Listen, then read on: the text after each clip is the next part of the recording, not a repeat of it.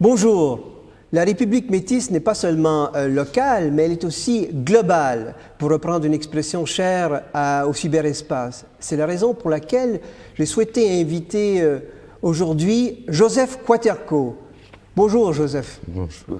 Alors, vous êtes professeur à l'Institut d'études romanes à l'Université de Varsovie. Vous êtes un spécialiste des métissages de la francophonie. Je précise que la francophonie, c'est 75 États et plus de 250 millions de locuteurs. Alors, mais avant d'aborder donc ce parcours académique, parlez-nous de la raison pour laquelle un Polonais s'est intéressé à la langue française et à la francophonie en particulier. Bon, je dois tout d'abord avouer que la question du métissage global, c'est une question, c'est pas un phénomène récent. Il était toujours sous-jacent, il était toujours en dormition, si vous voulez, en Europe. Et l'exemple que je peux donner de la Pologne, que la Pologne, avant le totalitarisme fasciste et stalinien, était un pays pluriculturel. Bien sûr, la population, elle était en cohabitation culturelle relative. Ils ne s'aimaient pas toujours, les Ukrainiens, les Biélorusses, Polonais, les Juifs, il y avait des tensions. Mais au niveau intellectuel, surtout dans les grandes villes comme Cracovie, Vilnius, Varsovie un petit peu, mais aussi Lvov, Lemberg, etc. On peut aller au sud de l'Europe jusqu'à Tchernovitz et Trieste. On était dans un contexte pluriculturel où les communautés se voisinaient et se parlaient différentes langues. Donc la Pologne était ce pays-là. Et moi, je baignais encore après la guerre, je suis né après la guerre, encore dans cette culture française prestigieuse, dans la haute bourgeoisie des villes polonaises et dans l'aristocratie déchue complètement par Staline, où le français était la langue de culture et de communication. Parlez-nous de vous, alors plus précisément. Oui, et alors moi, j'ai choisi les études françaises parce qu'il y avait la tradition familiale dans ma famille, c'est-à-dire avant la guerre, ma mère a terminé sous la direction du grand 18e français Jean Fabre, qui enseignait à Varsovie, il était de Montpellier, le 18e siècle. Et alors, la guerre a éclaté, et dans ma famille, il y avait cette tradition de parler français. Il y avait des cousins en Russie, en Biélorussie, avant la guerre, qui parlaient le français, qui ont quitté la Russie avant la fermeture du rideau de fer, mais pas de Staline, mais de Lénine, en 1927, et ils se sont installés à Paris. Donc dès qu'il y a eu le dégel communiste, où je pu sortir la première fois avec mon passeport polonais, c'était en 68, j'ai retrouvé ma famille russo-française, etc. D'autre part, il y a eu toujours en moi un fond de métissage, parce que du côté de ma mère, j'ai des racines polono-russes, judéo-chrétiennes aussi, parce que les ancêtres de ma grand-mère étaient polonais qui ont épousé des juifs, mais mon père était dans le syndicat socialiste juif Bund, qui n'était pas confessionnel, croyant, donc il était socialiste. Donc mon père m'a inculqué des idéaux et des valeurs du progrès, de la démocratie, et même du communisme, qui à l'époque, le communisme pour les juifs était cette doctrine, cette illusion, grande chimère, de l'égalité internationale des ouvriers et de l'égalité des ethnies et des confessions, etc. C'était vraiment la grande utopie égalitaire. Et moi, j'ai été imprégné un peu de cette image de l'international où les juifs polonais se sont battus du côté de réfugiés contre Franco en Espagne, etc. Donc, je baignais dans ce métissage où les Français avaient une part très importante, et je me suis rendu compte, à la fin de mes études, que les grands auteurs français sont tellement travaillés en Pologne et que j'étais à la recherche de quelque chose de nouveau. J'ai écrit un premier mémoire de maîtrise en Europe de centre-oriental sur l'Ecclésio. Et l'Ecclésio, je l'ai découvert dans les années 66. Lui aussi, un peu décentré. C'est ça, et il est encore dans un univers de révolte de jeunes contre l'establishment. En 66, il a écrit un grand article, La guerre apache appliquée à la littérature, où il me parle de Régent du Charme, comme il a des affinités avec lui, on dirait électives, des affinités justement, parce que Ducharme est dans résistance, dans la révolte contre tout ce qui est sclérosé dans la société. Et c'est comme ça que vous êtes intéressé au roman québécois. C'est ça. Quand je m'occupe du roman québécois à l'époque, je connais très bien les romans français. C'est-à-dire à la fois les romans de l'avant-guerre, après-guerre, l'existentialiste, etc. et le roman qui bascule vers l'écriture autotélique, c'est-à-dire qui se réfère à elle-même, c'est-à-dire le nouveau roman. Et là, le nouveau roman, pour moi, est intéressant comme jeu de structure, purement, où il y a très peu de références au réel, au social français. Sauf Georges Perec qui arrive plus tard, qui parle des choses aussi, parce qu'il n'y a pas que le nouveau roman. Okay? Et moi, ce qui me manque dans le nouveau roman, c'est le rapport à l'historique, au social français, au problème que la société... Et vous le retrouvez dans la littérature québécoise. C'est ça. Donc là, ce que je découvre dans le roman québécois, c'est par exemple derrière Hubert Aquin ou Marie-Claire Blais, Gérard Bessette aussi, et des écrivains comme Régent Ducharme, Jacques Ferrand, bien sûr, des grands écrivains des années 60 qui font une petite percée en France. Je découvre une modernité où le problème de l'affirmation identitaire des Québécois, que ce soit par la langue, que ce soit par le grand intérêt collectif, c'est-à-dire l'indépendance du Québec, par exemple, est un grand enjeu. Bien sûr, de se sortir de l'aliénation séculaire, etc., est un grand enjeu socio-idéologique qui entre dans un travail esthétique. Donc je trouve une modernité québécoise au niveau de la littérature où le problème où le pouls du peuple, le pouls est tâté, c'est-à-dire on est dans l'expression, les intellectuels québécois sont une courroie de transmission de ce que le peuple attend, alors que les écrivains français, les intellectuels, sont coupés complètement, ils baignent dans l'abstraction, dans les grandes théories, et ils ne sont pas à l'écoute des ouvriers des Billancourt ou des Reynaud, et il n'y a rien à voir. C'est-à-dire, je généralise, je schématise, mais ce qui m'emballe dans la littérature québécoise, et je vois des comparaisons avec la littérature polonaise clandestine par rapport aux grands frères soviétiques et la censure, que cette littérature polonaise, elle est aussi à la recherche de l'expression, et elle est écrasée par le modèle idéologique global, c'est-à-dire la littérature réaliste, agite-propre, etc.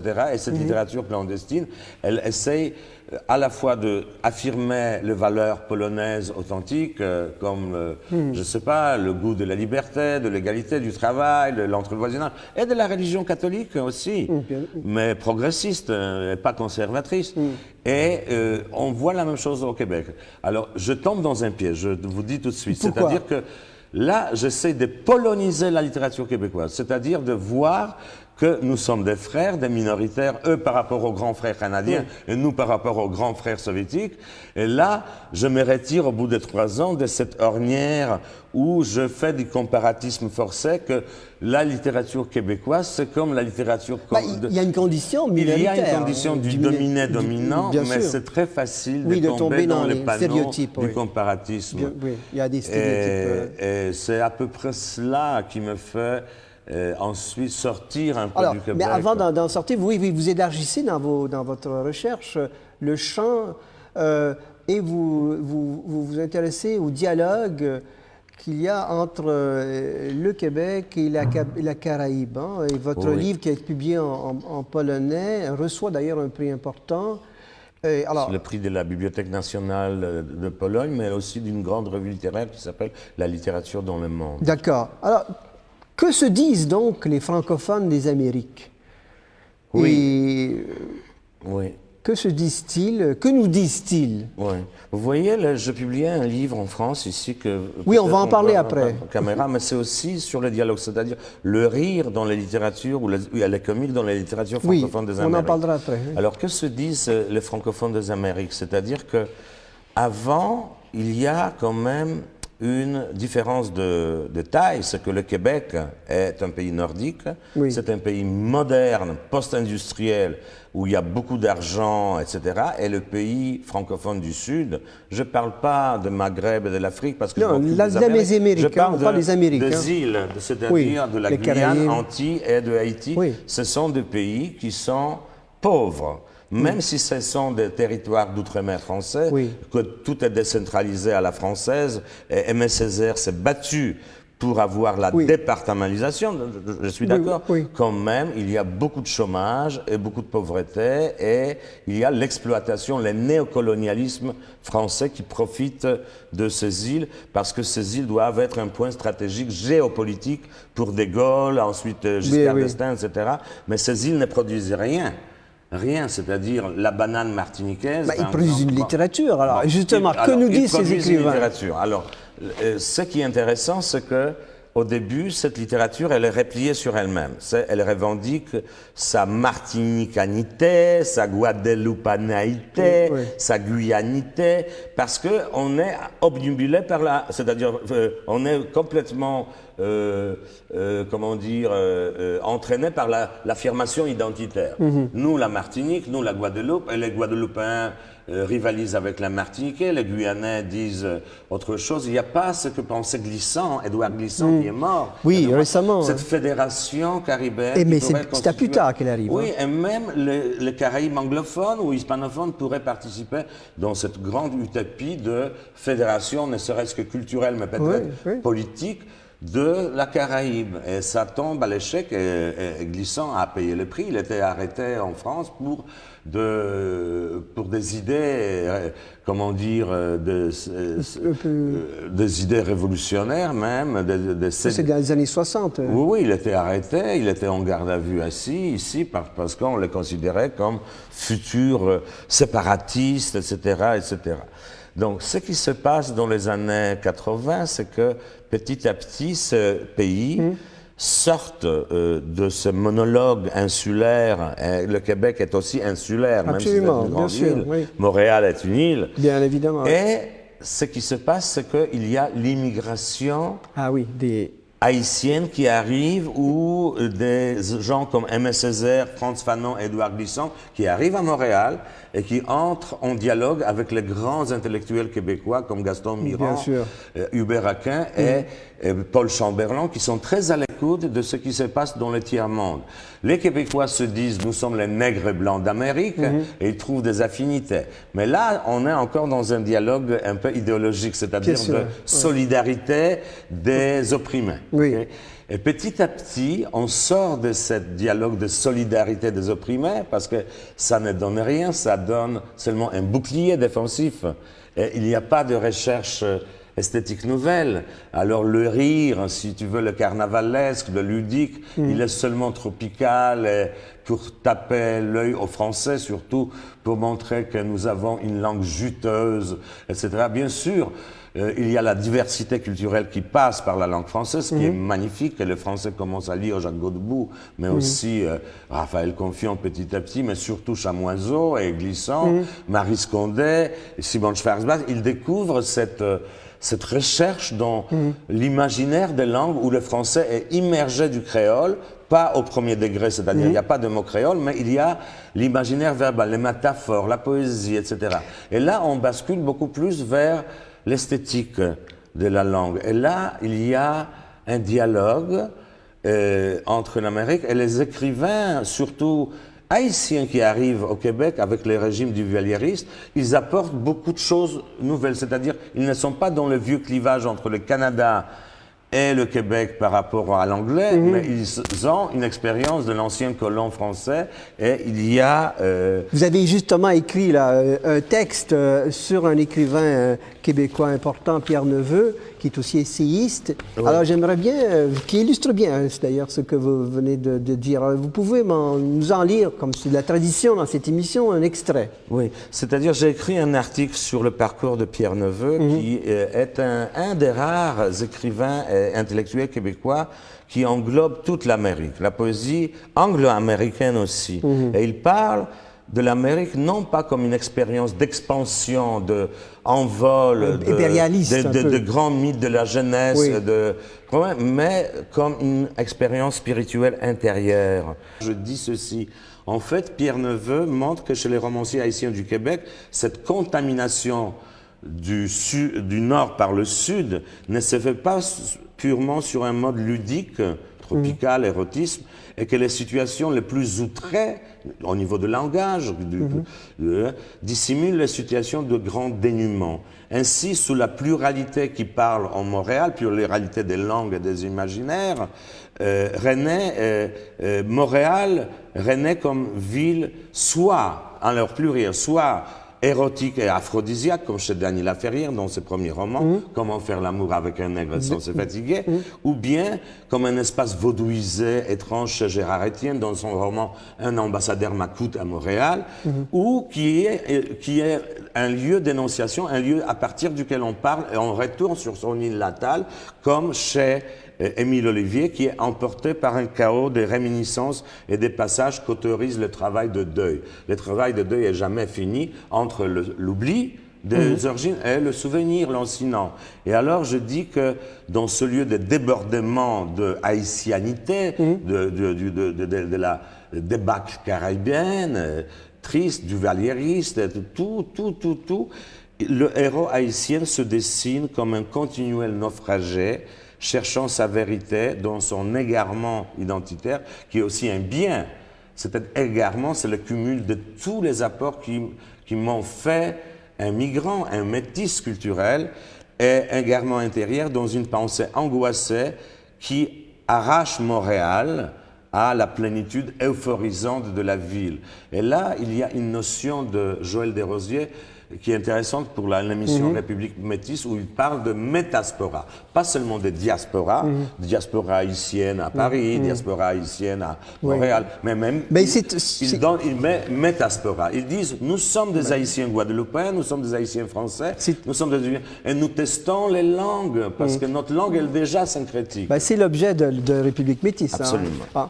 Bon, alors, deux mots, puisque c'est un relais tout trouvé pour parler de votre contribution à ce livre sur l'humour, mais très brièvement, parce qu'on en manquera de temps. Comment rit-on est-ce qu'il y a un humour francophone? Oui, il y a un humour francophone, mais qui est en pleine dynamique de changement. Parce que le premier humour francophone, que ce soit africain, donc Bernard Dadier, ensuite par Kourouma, quand même ça change, etc. Que ce soit l'humour francophone américain. Dans les romans aussi. Dans les romans aussi, c'est un humour un peu défensif, c'est-à-dire le rire et l'humour et les comiques est un excellent bouclier contre l'oppression. C'est-à-dire il faut parodier le colonisateur, l'ironiser par sa langue, se approprier son discours, etc. Ce qui donne des choses magnifiques, mais au début, ça démontre ça déconstruit, si vous voulez, ou met à nu l'usurpation du pouvoir, c'est-à-dire la comédie funeste du pouvoir, c'est-à-dire par le comique. La parodie, on essaie de se distancier du blanc, métaphorique, de l'oppresseur, mais en le dégradant un petit peu. C'est-à-dire que les premiers romans des Confiants, des Chamoiseaux, c'est que le blanc martiniquais, par exemple, qui faisait toujours partie intégrante de l'île, c'était un colonisateur, Becquet, le maître esclavagiste, mais comme ils parlent dans leur éloge de la cruauté que nous sommes l'intégration de tous les apports, ils ne donnent pas la parole aux blancs. C'est-à-dire, ils donnent la parole aux mulâtres, aux noirs, aux tamouls, syriens, tout ça, mais jamais la parole aux blancs. Ce que les Haïtiens ont déjà donné et fait comme des pestes dans Adriana, dans tous mes rêves, etc. Et ce rire est un peu, je dirais, négatif.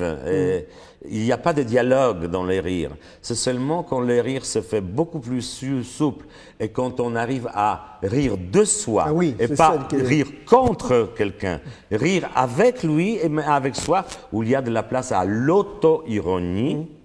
Là, le rire devient dialogique, ou les effets de l'humour deviennent dialogiques, quand on peut aussi rire de soi-même, de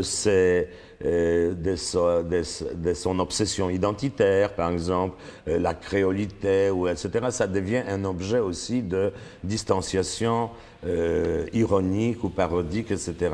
Donc ça change maintenant. Et il y a aussi de nouvelles formes de rire. C'est un rire mineur, très laconique, qui n'est pas dans le débordement ou distorsions grotesques. Par exemple, en Acadie, vous avez une écrivaine qui s'appelle France Daigle, au Nouveau-Brunswick, où elle produit des effets du comique, France Daigle, en jouant sur les non-dits, sur les euphémismes, ce qu'on appelle... C'est pas un peu, comme on dit, l'humour juif, un peu... C'est ça, l'humour du mineur, enfin. L'antiphrase, le demi-mot, c'est ça. Dans l'anecdote, etc., qui n'est pas un humour qui dégrade ou qui s'attaque au premier degré au majoritaire, qu'il soit linguistique ou politique ou idéologique. Donc il y a des choses intéressantes, surtout avec des femmes aussi, qui arrivent, comme Yannick Lahens, très intéressante comme écrivaine haïtienne pas jeune, mais de nouvelle génération, qui est de plus en plus publiée en France, parce qu'en France, c'est surtout Chamoiseau avec Goncourt et Raphaël Confiant qui sont lus, mais Yannick Lahens, c'est une femme haïtienne qui est très de plus en plus connue ici en France maintenant. Alors, on va conclure cette rencontre en évoquant le travail que vous faites un peu de militant, puisque vous recevez, suite au désastre qui a affecté Haïti l'année en 2010, en janvier 2010, vous recevez des étudiants haïtiens à votre université. Alors, parlez-nous-en brièvement et évoquez aussi vos combats actuels, notamment pour défendre la francophonie, y compris sur la place de Paris. Oui. Alors, brièvement, c'est-à-dire après le séisme, je me suis posé la grande question parce que je suis allé en Haïti 2 fois, j'ai travaillé, et ça c'est intéressant aussi pour la francophonie, j'ai travaillé presque comme un anthropologue dans le village de descendants des légionnaires polonais que Napoléon a envoyé à Saint-Domingue se battre contre Toussaint Louverture et contre l'insurrection contre l'esclavage. La Révolution française a aboli l'esclavage en 1794 et Napoléon a envoyé des troupes pour restaurer l'esclavage en tant que premier consul de la République. Il n'était pas encore là. Et ça, c'est très intéressant parce qu'il y avait Joséphine Bonaparte déjà créole, etc. Mais il y a son gendre, le général Leclerc, qui envoie des troupes, et parmi ces troupes, qui sont de nombre de 30 000, il y a 4 700 Polonais qui ont formé des légions en France parce que la Pologne n'existait pas, elle était déchirée entre la Russie et l'Empire austro-hongrois. Et ces Polonais arrivent en France, et les hauts officiers de la noblesse apprennent le français dans les écoles militaires, et ils sont naturalisés français, mais il y a des simples soldats, des paysans. Et qui vont se battre d'abord contre les Noirs. Ils tournent leur veste parce qu'ils se rendent compte que Napoléon trahit l'idéal révolutionnaire. Et ils prennent fait et cause avec les insurgés. C'est ça. Alors, au lieu de tirer sur les Noirs, ils voient que ce ne sont pas seulement des Noirs, mais des généraux républicains qui sont passés du côté de rebelles, soi-disant, Jean-Jacques Dessalines. Et il y a des situations grotesques. Dans mes recherches, j'ai retrouvé que les Polonais, ils devaient chanter la Marseillaise, qui était le chant de bataille à l'époque, et de l'autre côté, ils avaient des Salines et des insurgés qui chantaient la Marseillaise pour défendre les valeurs comme des citoyens. Donc les Polonais sont un des premiers à voir ce que c'est les droits du citoyen de la Russie. Alors là, j'ai vécu en Haïti parmi eux. Et lorsqu'il y a eu ce drame, vous avez... Alors je voulais aider non seulement la communauté polonaise, mais Haïti, c'est-à-dire j'étais en train de signer un contrat de coopération entre l'Université de Varsovie et l'Université d'État de Port-au-Prince. Et le séisme a tout interrompu. Et quand le séisme a interrompu, ma faculté, qui s'appelle Faculté des langues modernes et de littérature, et leur faculté, elle s'est écroulée, leur faculté. Il y avait 150 étudiants morts, 20 professeurs, les doyens de linguistique appliquée. Alors je me suis dit ce que je peux faire, et j'ai téléphoné tout de suite à la rectrice parce que les images de Port-au-Prince qui défilaient devant mes yeux des médias me rappelaient les images de bombardements nazis de Varsovie, les cratères, les parcs écrasés, tout était sous les décombres. C'était à la même proportion, 27 000 km² Haïti et la Pologne, les grandes villes qui sont dévastées, bombardées, brûlés par des lance-flammes, les Polonais sont morts, les Juifs sont exterminés. Et là, tu as 250 000 victimes, plus 800 000 sous les bâches, sous les tentes, qui sont des sans-abri. Alors, on a dit oui, on accueille les Haïtiens pour leur permettre de continuer les études en Pologne, qu'ils ne peuvent pas avoir. Et on a eu cette chance que le rectorat d'Haïti nous a collaboré avec nous. Et nous avons, depuis le mois de décembre, 10 étudiants haïtiens. Est-ce Ouais, que bon. la En caméra- citant polonais, oui, montrez, oui, Oh, c'est oui, bon. qui sont accueillis avec des bourses et avec des chambres académiques par la ministre de l'Enseignement supérieur. Oui. Et nous sommes très heureux. Ils sont arrivés sous le choc thermique Oui. en février, mais ils sont bien intégrés Et c'est- et ça marche. Ils sont très Donc, éduqués aussi. Il y a Très, la très coopération éduqués. universitaire fonctionne et ils participent de ce brassage, de ce métissage Oui, que vous et nous avez. n'avons pas eu beaucoup d'argent parce que l'argent, Oui. c'est Obama et Clinton et Bush qui va nous retomber en Europe. Mais nous avons quelque chose, nous avons fait quelque chose d'en bas. Ils sont arrivés, ils sont heureux, ils ont beaucoup d'amis et c'est une bonne conception. Deuxième volet de mon... Ça, c'est pas un militantisme, c'est un geste de solidarité. Oui, et le dernier, oui, le Et deuxième pas de la volet. charité, c'est Oui. la solidarité pour aider les Haïtiens. La deuxième chose, c'est que moi, comme pionnier en études québécoises, je formais beaucoup d'étudiants en Pologne en études québécoises, en littérature québécoise, Oui. des maîtrises et des thèses de doctorat. Et dans ma région, la Hongrie, la République tchèque, la République slovaque, il y avait beaucoup d'étudiants qui ont eu cet intérêt que j'avais eu il y a 30 ans, 40 ans, quand j'étais pionnier, pour aller vers les études littéraires québécoises. Et le lieu vraiment où ils pouvaient piocher et s'inspirer et faire des lectures, c'était Paris, où il y avait la bibliothèque de la délégation québécoise à Paris. De Gaston D'abord rue du Bac, ensuite elle a été Oui. par erreur transférée à avenue Foch, rue Pergolèse, où il n'y a pas de milieu universitaire. Ce qui fait que... C'est la bibliothèque Gaston Miron. C'est ça. Elle a été, maintenant, elle a été rebaptisée Oui. dans les années Mais, 2000. Alors, qu'est-ce qui se passe avec cette bibliothèque? Alors, cette bibliothèque, elle est régulièrement menacée de fermeture tous les 5 ans. Encore Parce- aujourd'hui? Oui. Parce que le gouvernement québécois, n'a plus de- qui rase la culture comme tous les gouvernements, comme le gouvernement Harper, Oui. il rase la Le culture. gouvernement Harper, c'est le gouvernement Alors- canadien actuel. Alors le Oui. problème, c'est qu'ils n'ont pas apparemment de salaire pour une bibliothécaire et qu'il y a très peu d'usagers qui passent. Alors que quand il y a des usagers, ils viennent de Pologne, de la Hongrie, etc. Ils passent une semaine, mais ils ne passent pas toute l'année. Donc, vous Donc, avez c'est- signé un manifeste, une pétition. on a publié une lettre adressée dans le grand quotidien Le Devoir, et cette lettre est signée par Pierre Neveu, un intellectuel québécois, mais aussi par les Européens, Oui. par un professeur de l'Université libre Oui. de... Il y a des études, il y a un centre de recherche des études québécoises internationales auquel vous êtes membre. Hein? Ça s'appelle l'Association internationale des Oui. études québécoises qui regroupe tous les membres. Et une Française, Madame Yannick Rech de Aix, en Provence, de l'Institut d'études politiques, elle est la présidente. Et nous avons signé une lettre avec notre sensibilité européenne pour faire ouvrir les yeux aux décideurs québécois de cette éventuelle fermeture, que ce sera néfaste pour les études québécoises en Europe s'ils ferment cela. Et aussi du métissage en général francophone auquel vous avez apporté Absolument, votre absolument, parce que contribution dès aujourd'hui. qu'on touche au Québec, on comprend très bien Oui. ce qui se passe dans les sociétés minoritaires qui revendiquent, pas leur majorité, mais leur existence et leur affirmation. Donc le Centre québécois à Paris, rue Pergolèse, est très important comme une plateforme, si tu veux, de tremplin pour aller vers d'autres littératures. Merci Joseph Quaterco. Merci beaucoup. Je remercie les téléspectateurs de nous avoir suivis. À la prochaine.